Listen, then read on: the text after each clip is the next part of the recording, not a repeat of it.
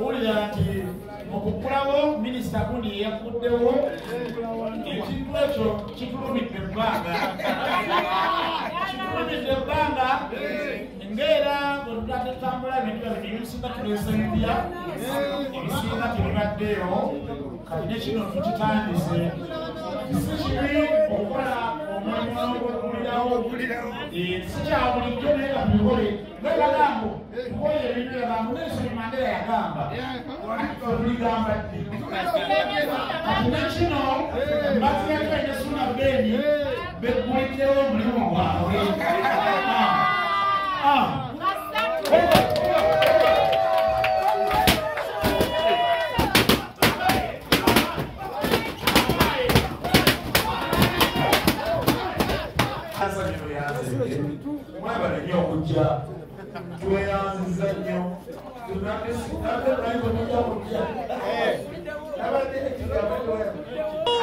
Kale yake ezo kala Suna dawali Suna deno Suna Kale RDC webukoma nsimbi mu kigambo kimbibiri kama wange oba olinanye omuntu ali waggulu w'emyaka 5 mubuulire nti wagenda kuwa ebibwatuka ateeketeeka omutima gwe saagala tugende kuva wano ng'omutima gwesibye oba tuyitemu emisinde zizzeemu ziza bafa natuukira wano rakata fire 10 9 8 3 1 0. But if I lay down and I play dead and I stay dead, maybe you'll get sick of being the monster out of my head, under my bed. Think you're something out of my nightmares, standing right there. But if I lay down and I play dead and I stay dead, then will you get bored of killing me? Silhouettes of you are like a taunt. Never really know just what you want. With you I don't ever feel calm. I can feel the sweat inside my palms.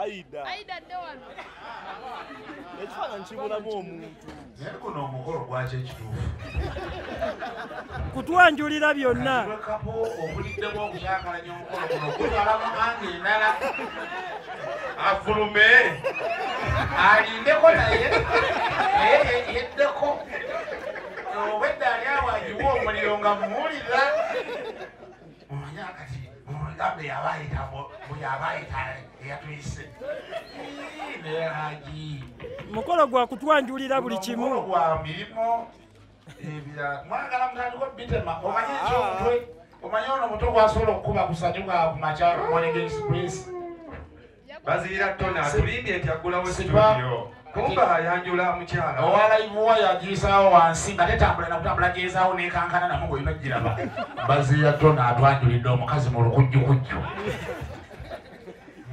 kyokka nga mwana tutolina nakyo omumanyiiko kakatiriza akakisawe kali katiriza Sona mbe kozi babadde tugenda ku ki Sona owagirani Zansobe owagirani oli omumanyi nnyo laba bayuda tugira ki linda nabo mwegaane leero mwegaane ayi nanga neganye aneganye enkoko tennaba okwagala okukolima ogusooka yasoose jirya nalyoka agira tugenda kuki sebo tukutwalira speech yo ey'omukolo guno okutwanjulira byokola ebinga ebyo mu dakiika entono tugendeko nebyayina okwogerera obudde obufunda kwa nnema naye kangezeeko mu byonna tweyanza nnyo tweyanzeega emikwano gyaffe mwenna abazze wano olwaleero n'abatazze tusigala tulowooza nti bayinza okuba bakyakwatidde obukwatibwa engeri olunaku gye luli lwamukaaga mubimanyi ebyaffe ne industry yaffe mwe tuli oluusi olw'omukaaga ate tulutwala nga luba lunaku lwakola nnyo emirimu oluusi egyewala naye kale nze ndi musanyufu olwabo abaliwo abasobodde okukimeekinga tuli basiimu nnyo olw'ekyo ku nsonga endala Streamlive Avenue eno oluusi ebyokwogera mbana bingi bwe tusisinkana mwami lwangu ono twongera okumwebaza omwami ono tumwogeddeko mu interviews ez'enjawulo ku tvs ez'enjawulo ku YouTube channels ez'enjawulo omwami ono twamusisinkana ku radio Equator twali nze kati kambanyumizeeko wali omwami lwanga kino obadde tokimanyi kakyogerere wano nga tuli mukusomaawo ku Masaka Academy waliwo olunaku nga muli ku radio Equator twava ku ssomero manyi kati abaana bakayingira kati media olwaleero mwebale kuyingira naye ffe era babasookayo nakyo kyatuukawo tikikyakyuka kati mwami lwange ono batusookayo era nze radio Equator ng'etandika twalinga ezimu ku nnyimba zenjukiriza sono oba okyajjukira oluyimba lwa Riet Kirumira lwe bayitawo nkubiranga ku ssimu Ibrahim Kasolo manyi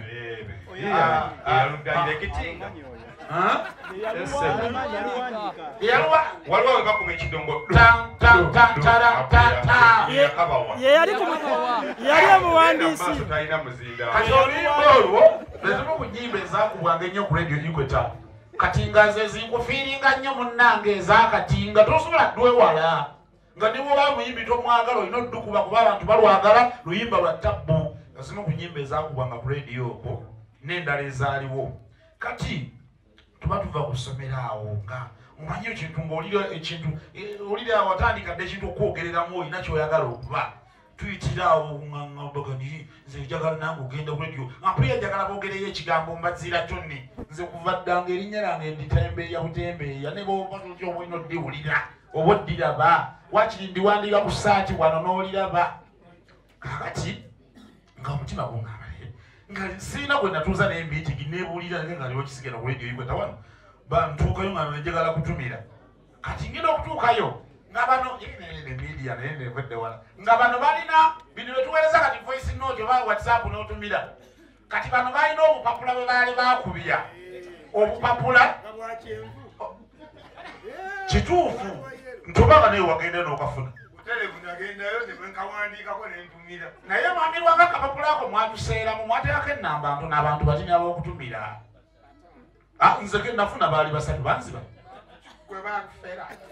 munnange nga kaliko obubaka bw'okutumira gwe mutwe kane bakanda layininga wano wansi ne bateekako erinnya kati nendekawo Mbaziira Tonny ekyalo Bugabira batumira nenteekako zijukira natumira maama netumira abantu babiri kati nenziruka nnyo ntuukeeka tebabisoma nga nkyali mu kkubo bannange mbanna akatuuka ewaka kwaliko Fino Mayanja kyoyagala Emani from Paraguay meya w'Ennakayiba bwe yali yeeyita simanyi omwami oyo ne bangaagyalika naye ku muzindalo yavaako naye nga yalingako ngendo mbattu akatuuka ewaka bataddeko leediyo eryawo katandaalo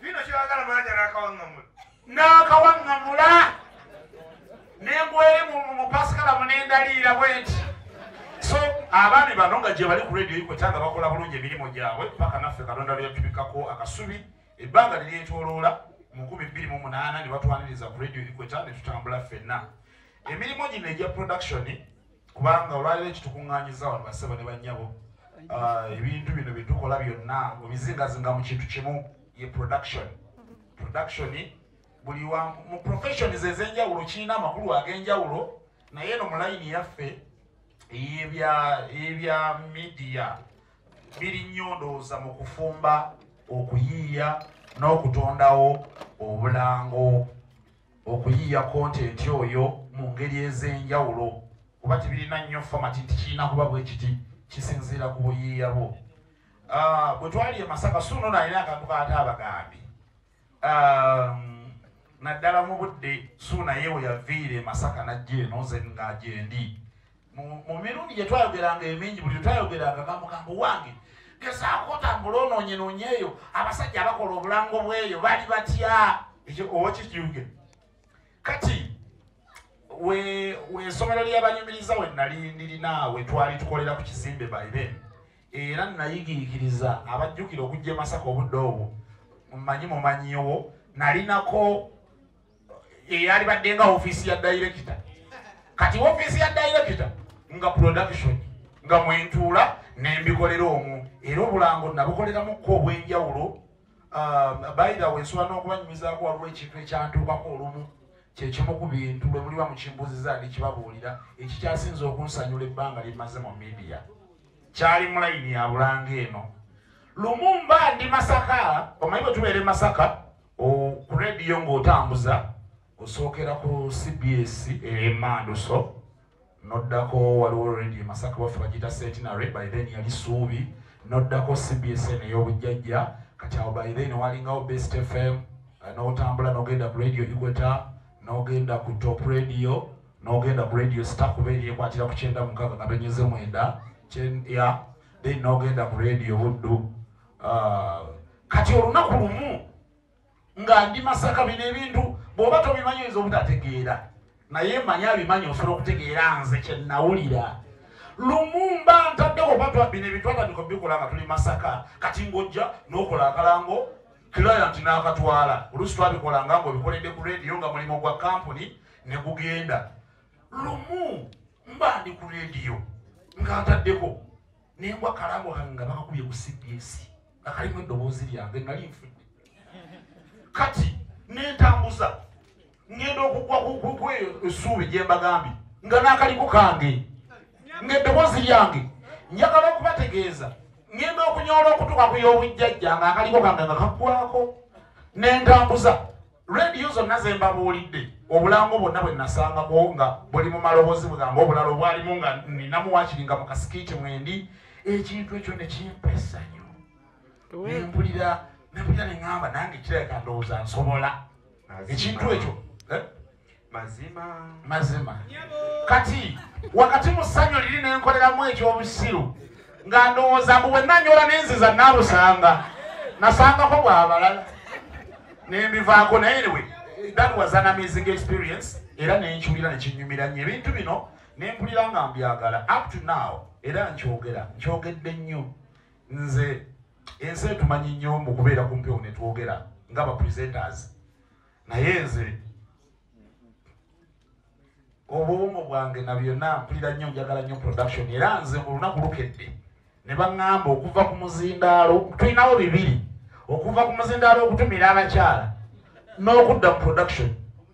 Kino nkyagala nnyo kuba kiri mpulira bangi abakisobola ate bino si bya bonna oba neewanye nnyo bituufu ababimanyi mukimanyi so kati bino nabyagala nnyo nembiwa obudde ne tufaayo ne tuyiga kano nakali ebimu ne tubisoma naye nga bumanyi ebyokusoma birina we bikoma then ekisigala nga kiddayo eri ggwe ng'omuntu okwapplyinga obuyiiya obw'enjawulo mu ngeri ez'enjawulo.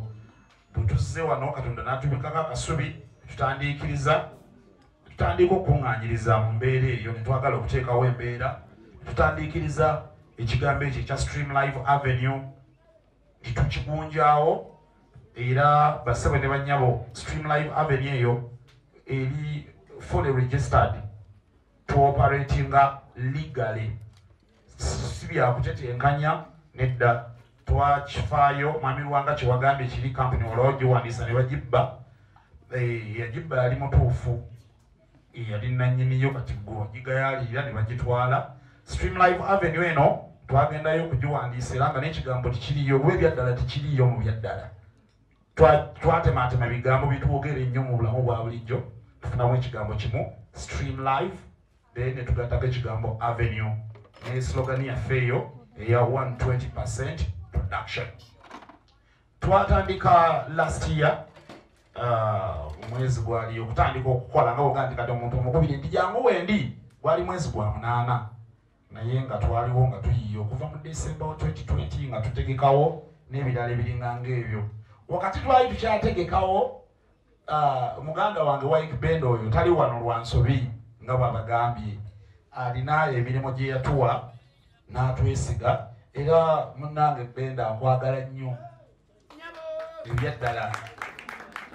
Lwaki nkwagala nnyo fe obudde bwe tubadde naddala nga twakajja e Kampala wano abantu balina engeri gye batulaba mu ngeri eyo mubimanyi babiraba bati ate nga tulimanyi ebisinze okubeera mu media yaffe eno bibeeramu wano nawali naye nga bw'ofunamu oyo omu ababiri abalina kye bakulabyemu bannanga oba mubi naawe bw'otamwagala. So Waikibenda oyo yankubisa mwambulire byaŋŋamba nze ate nga nali simaina kumanya nti yabibeeramu naye kati ate ye nga ye ndowooza awulira mbu mu bantu bonna ababikola nze nsobola okubikola nze nga nkimanyi naye nga ye simanyi nti akimanyi nali saagala kimanyi nakimanya kuba nali sirowooza nti ate ebyo naye abidiringiramu. So ng'ayita mu kampuni ye eyampaka records yatuwa emirimu wano era kantwala omukisa buno okutegeeza obudde obwo twakolera omulimu ogwo twali tukyali mu process ey'okusetinga abo. Si Waikibenda yekka tulina muganda waffe tatera nnyo kwagala kumwogera naye leero kamenye etteeka muganda wange ate mukama wange Denso Boy muwulira nnyo nga njogera Arapex Style Adhesive era yensonga lwaki nebbaani twagitadde awo si kyadde kyakabenje giteeka awo kyabadde kigenderere. Omwami oyo mulabyeku wano alazeewa tayagala mulaba leero bajja kukulaba osaaga. Omwami oyo gwe mulengera walikawo ku mukono mukama wange ne wootayimiri omwami oyo bamuyita Denso Boy. Oyinza okuwulira nga yoboyi n'omugeya mu Luganda alumanyi nengeragera era bw'aba ayogera toyinza kanti oboyi izo gayekasendwa. So omwami oyo Waiki kintu kyewakola n'omwami oyo kyeyakola yatwesiga n'atuwa omulimu twagenda mu contract ne tugenda ne kampuni ya Arapex Style Adhesive. Mpulira ndowooza nti naye bw'aba tumuwadde omukisa ne yeeyogerera asobola okunnyonnyola okwetwajja Arapex ne weeri kati ayinza okuba weeri si wagyetaaga naye weeri si we yatandikira.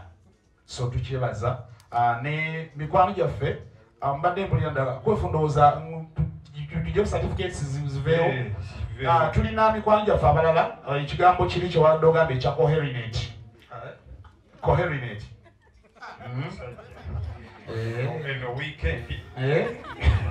Ebirabye. So mikwano gyaffe abo tukoze nabo emirimu mu ngeri ez'enjawulo ne batwesiga. Bannange bwe tutagenda kuwa certificate temunyiiga. Bano bwe tugenda okuwa certificate ate tugenda kuggalawo leero n'omwaka ogujja tugaba. N'omwaka ogujja tujja kugaba. Bwe tugenda okuwa certificate si bano sofa be twakakolako nabo ibulako entegeerekeka. Kati kitegeeza nammwe abalala mu ngeri okujja mutwesige nti emirimu gino ne certificates zino mirimu tugikoze mu bbanga lye tumaze nga tuoperatinga mu kasirise nga tunaba kuleeta mulimu guno kugubalaga. So ebisinga nga banyonnyodde ffe ogwaffe tukola obulango mu maloboozi ngalo ttiimu ya Arapex badde nsaba ejje muludde ebbanga nga muwulira tuwogera ekirungo ekinyweza tiles wonna wobeera osazeewo okuzisiba naye mukama waayo mubadde tumula tayagala kamera ekyokola teri. Mukyala akulembedde mu maaso wano Safina Hajati Mulamba bosi wange wakati awo ye mukama waffe saidi yeri omukyala amuyita Flavia Namutebi bonna giseeseetuka mukama wange certificate eno eva ku Streamlive Avenue twebaza okukolagana naffe obulungi n'okutwesiga ne muntu w'emirimu mu bbanga ettono lye twakamalawo era nga twebannaba kuvaawo tukola n'obuluzu twakolagala oluzungu tukola mayi mukyala wajjo naye tulwogeranga. So Platinum Wellness Spa tera okulaba akalamba omulabamu awo baziza ziyoni nga beemola badduka mu lusuku olwomugoba badduka bwayingira mu kisenge. Platinum Wellness Spa certificate eno mugintuusiza manyi mubamanyi. Toyanzenge simanyi waliwo akagambo kamubiri mukama wange ono njagala muwulireko bw'ayogera era ojja kukakasa. Oli omukyala yabeera mu sipa oli yawa sipa embwe tutwanjulira abantu mu sipa bamwe abanyiga amazaayi kale temwagala tubamanyi. Tony basebo ne banyabo mwenna mbalabusiza mu ttiimu yammwe amannya agange nze Dennis Oboy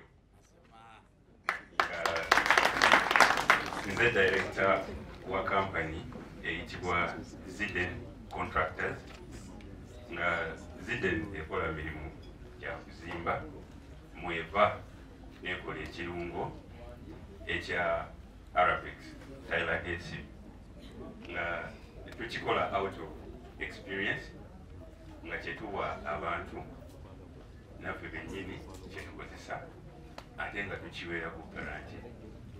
Njagala okubakakasa nti Arabic Tyler AC Tonny nga bw'asiiba bagamba si adesiibu kyokka naye ng'ate maanyi gennyini. Tonny ono yakulembera olugendo lwa Arabic olwasooka. Tosobola kwogera ku Arabic nga toyogedde ku Mbaziira Tonny. You can't. Sikira kwagala nga bw'abagambye kubeera mu camera. But because of Tonny, I said no, you cannot talk about Arabic without mentioning Mbaziira Tonny. Twali ffenna nga tutwala Arabic e Masaka first day with Tonny. Etutambula street z'e Masaka ezo nga tulina ejjinja Masiko simanyi oba adongisi. China byagattagaliwo. Ne muganda waffe Tadias Katumba waliwo n'abalala be twali nabo. And then we introduced Arabic mu mbeera etaali nnyangu naye olw'okuba nti twali ne Tonny oyo Masaka n'atwanguyira. Era bakakasa, I don't think there is an adhesive that is doing better than Arabic in Masaka. Not because of anything else, but it's because of one, we had the best representative there with Mbaziira Tonny, and then two, whichever product that he took, those people has not disappointed. So thank you very much, Tonny. It's not only with Arabic that we've worked with Tonny. Then your Platinum Wellness Spa, now you have it. Yes. Yes, so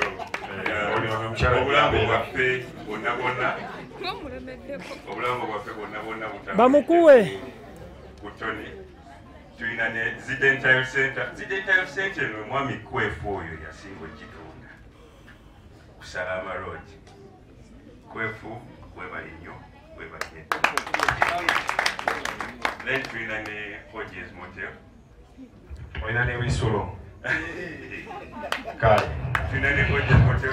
Kampuni ezo zonna zifuuse kye ziri nga zonna zeetoololera ku muntu ogwo Mbaziira Tonny. So Tonny, before all these people, whatever we are doing, I'm glad that okuva mu lugendo lwo okuva e Masaka, you are able to command such a crowd, and we pray that the Lord continues to guide you, to mentor you. Good thing is that emirimu gy'okola disappoint. So thank you very much, Tonny. Namwe bonna abazze olwaleero ku lwa Tonny, njagala okubeebaza temujjangu okumwebali. Amannya gange kitibazaamu nnyo Mahamudu kuva mu Zubairi family. Nasooka n'okubalamusa ekyasinze okuba ekiramusa ekirungi. Assalamu alaikum wa rahmatullahi wa barakatuhu. Yesu yeebazibwe. Nze nsooka okubeebaza okubanga nti ekintu kino mukyagala. Omulembe gwe tulimu gwa bavubuka era ebintu ebitukola byabaki byabavubuka era bonna abali wano bavubuka. Omukulu ono Mbaziira Tonny ne munne Suuna Bey mbakubireko mu ngalo.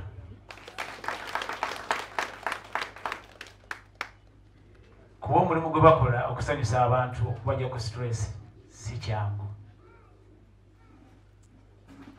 Naye nze entanda gye mbasibirira waba tugambye twogere obugambo butono. Mwenna abali wano eno teri muntu agenda kuyita wantu wagazi. Buli oyagala ebirungi olina kuyita wafunda. Okutuuka awo we bali mbala baabo. Mukadde wange Kwefu yagambye ono muganda wange tweddira ku kasimba akabirongo.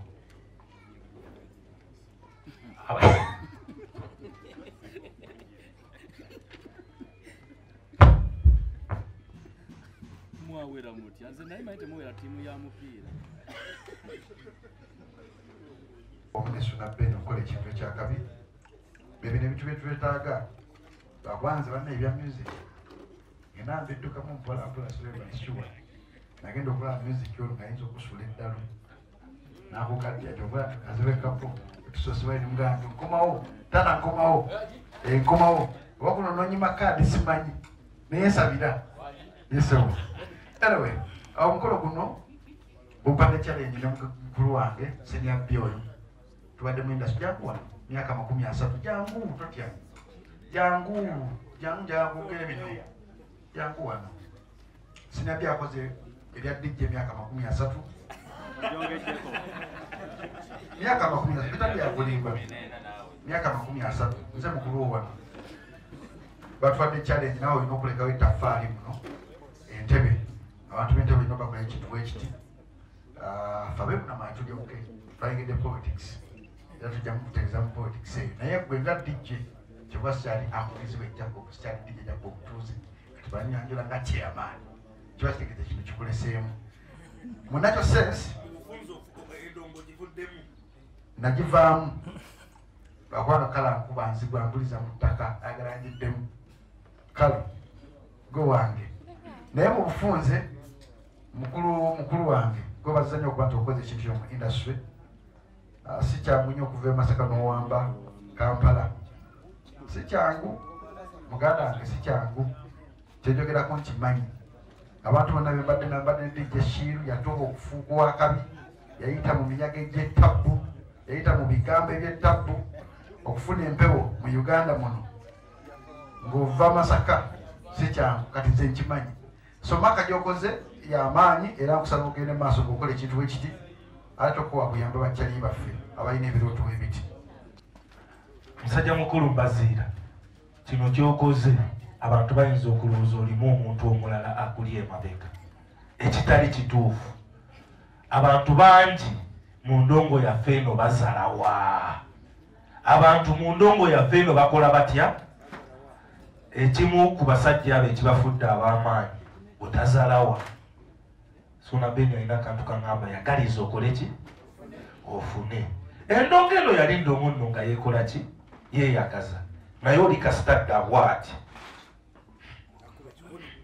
bantu bangi abazze bakola ebintu bino nga batuddukako mu ndongo netandika okubakolimira ankomiki omumanyi y'omu ku bantu basinga okuba nga benyumirizwamu mu ndongo eno naye yatandika nga bwolaba Mbaziira n'atandika studio ye gye bayita Eclipse kati alina agency nene musajja mukulu gwe bayita Bobkins Kibirige Kibo Media yali ku Dembe FM kati y'omu ku basinga obugagga kino Mbaziira tebakutiisa nti tekisoboka musajja mukulu gwe bayita Jeke Kazoora ebirala byonna mubireke ne Buddy's studio ye bwati bwe yatandika nga Mbaziira y'omu ku balina agency nene nti kampuni esobola okumwesiga negamba nti akawumbi kakonkoze eki nkakuwadde ogenda kunkolera buli kimu Mbaziira omulamwa gwoliko muga Katonda mugulu ffenna abali ku radio ne TV kino ekyambaziira tuleme kuba nti tuggulawo buguzi n'ekituwe challenge nti buladi wange what next kuba Mbaziira y'omulaba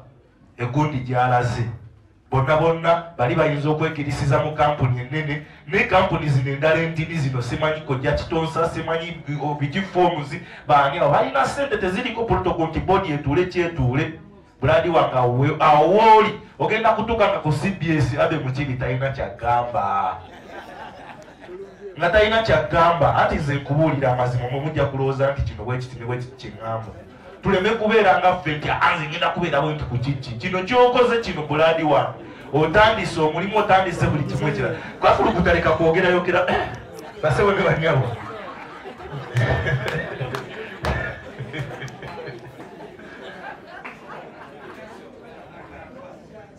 baganda bange emirimu gino tubadde tugiwa abalala bettamanyi kati ki ekitugaana okuba nga tugiwa Mbaziira kyenjagala tuyiga olunaku olwaleero nti musajja waffe waaba atandise naffe gwe tuba tulina okukola ki okuwagira ate Mbaziira musajja gwe muganda wange kizibu nnyo okusangayo radio presenter wallahi n'abakuŋŋaanya wano kubanga bawadde FM KBS bukedde kiki kitegeeza olina ekintu ekyenjawulo kyesimanyi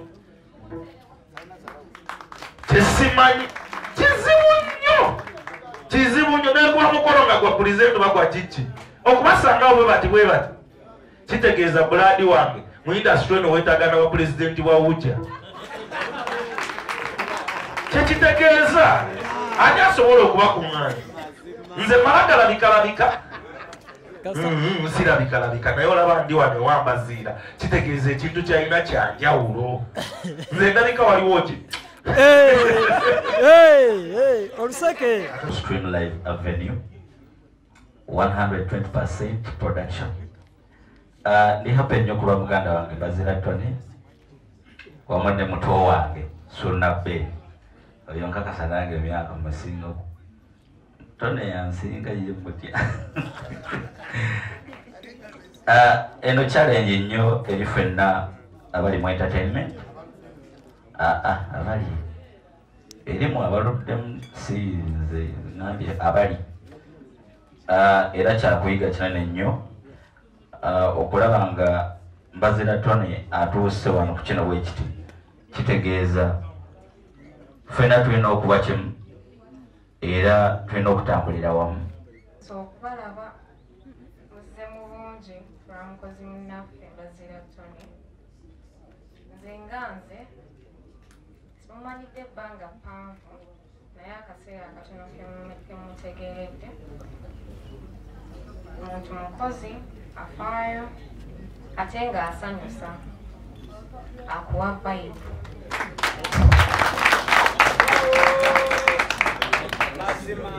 munnamasaka munnange tubeebaza nnyo tutambulenga naye nga bulijjo twongere okumuwagira tumwongere support aye tumwongere vibe bannange tubeerewo kululwe nga bwe tuze leero nga bulijjo tutambulenga naye tulabe nga ebirooto bye bituukirira tweyanziza nnyo tweyanziza nnyo yes CBS sabane banyabo omwami Tonny Mbaziira bannamawulire abali wano nabadde simanyi nti ngenda kwogera so sazze na speech but okusinziira ku lugonvu kyayogedde nze nja bagambayo ekintu kimu abali wano nti mubulamu bw'ensi eno obwavu buluma nnyo andi engeri yokka gy'osobola okuvuunuka obwavu oteekwa okuba ng'olina emirimu egisukka mu 3 awo obwavu ojja kuba ng'obukubi buli muntu ali wano weekubemu tooki omanye okola emirimu emeka ate teribyo kibi ng'okola emirimu egisukka 3 tekiba kibi as long as gibeera giyingiza ssente ate nze siri motivational speaker nze njogera kyensobola oba kyenkola nenkiwa nga advice eri abantu abalala nze gwolaba wano nina emirimu 6 okusobola okubeera nti nyimirirawo mwebale nnyo mwebalire ddala togiranze kola aluwota nsuwa wota okuba kumwoyo okay olumu omugabi teyeeseera so olwokuba akazindalo nze nkalina ate ebirango fe ababiyisa nina company bagiyita West Records. It's a media agency. Nina event management company bagiyita Send Events. Nina company ekola amazzi bagiyita Mamba Supplies. Nkola ne app gye bayita Song Boost eyamba okumonitoringa obulango n'ennyimba z'abantu ku mpewo. Nkola ne Dembe FM ejemeka 5 kalitunzi ndi mulimi tokyogera ku ngeri ejereka ndi mulimi ekyokongamba ate kati nagaseeko n'omulala ogw'omusanvu nina ennyumba z'abapangisa era bw'obanga oyagala ennyumba ey'okugwayise tewali balaba akasimba naawe ebika ebirala beerawo yakiikiridde fe abaekikaba kyakasimba kubita emboozi nange mbalamusiza amanya yenze Aida Mbogo mwebale kujja kulwa Mbaziira Tonny kwatire mu bifaananyi twala ogwataata banange mwebale kujja mwebale kwagala Mbaziira Tonny mwebale mubeererawo nga gulawo Streamlive Avenue ndowooza ekyo kimala Mbaziira Tonny byemumanyiko bingi tuvudde wala tutandikidde wala paka we tutuuse mujja musirika oba tubireke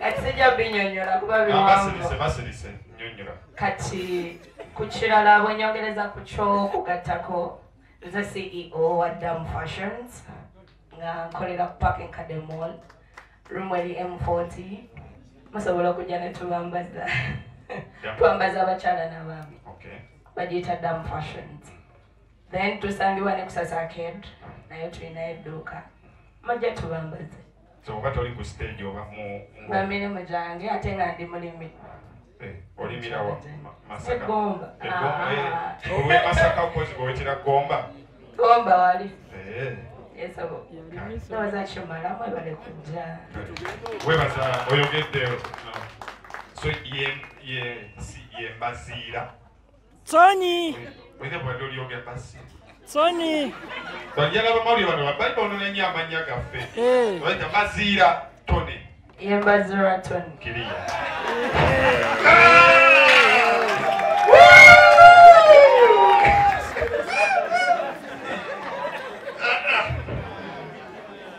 ebyemulidde si bigambo bya ledi eno yadde abagiddukanye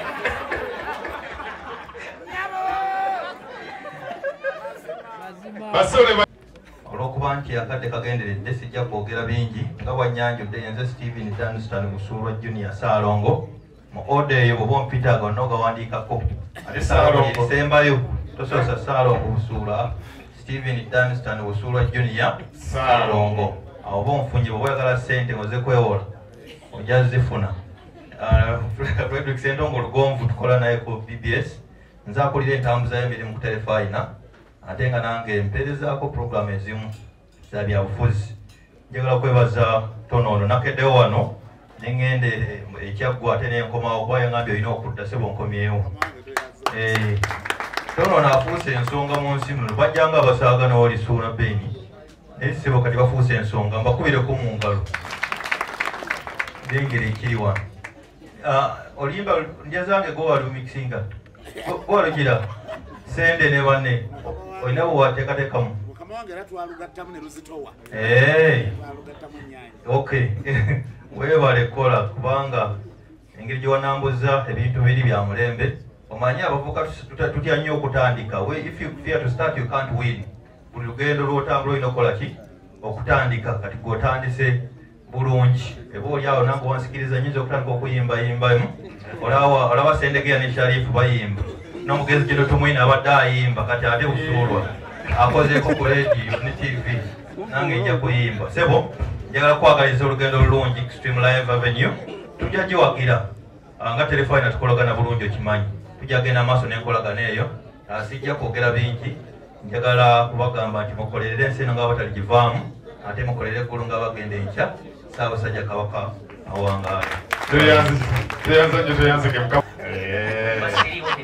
kidija waba wekikoleddwa mukyalagidde kiba kikoleddwa mu bukyala. Thank you. Kalumi Matiti ye COO wa wano. Bulungi se mukama. Na katono. Bamuyitalage Costa. Tubeera naye wano mu studio. Atuyamba kuba tuyambagana. Muguno na guli. Muguno na guli.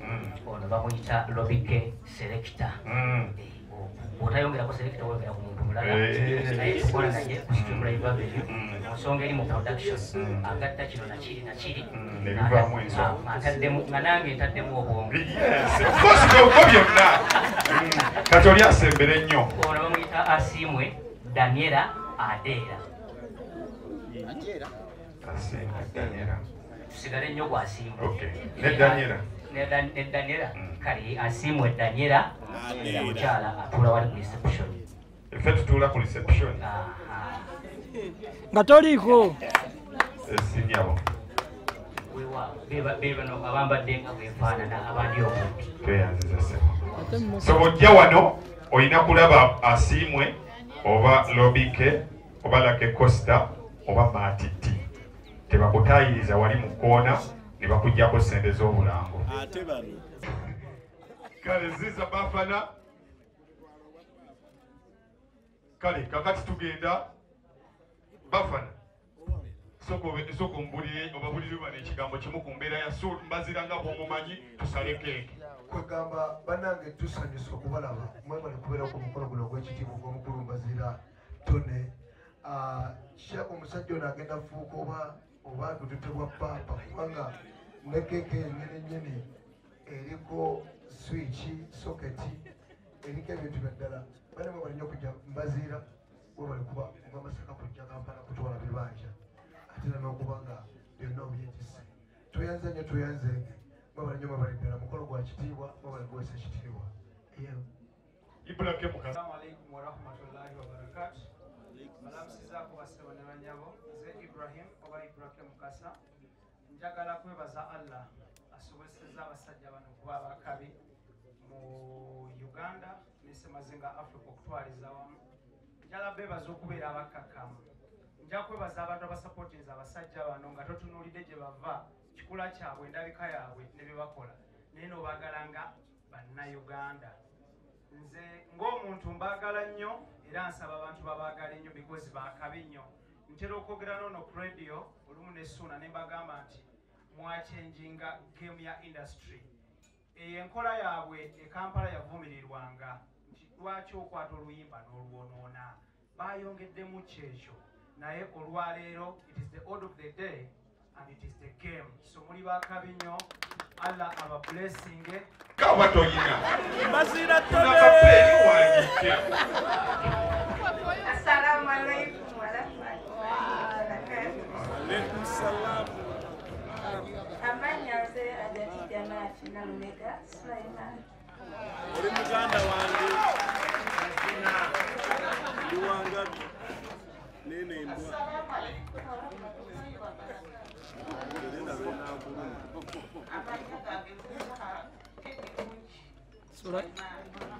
Mazima. Kaziwa kapola aba banno. Bana ebigambo tebijja kuba bingi. Naye nga tuli basiimu nnyo.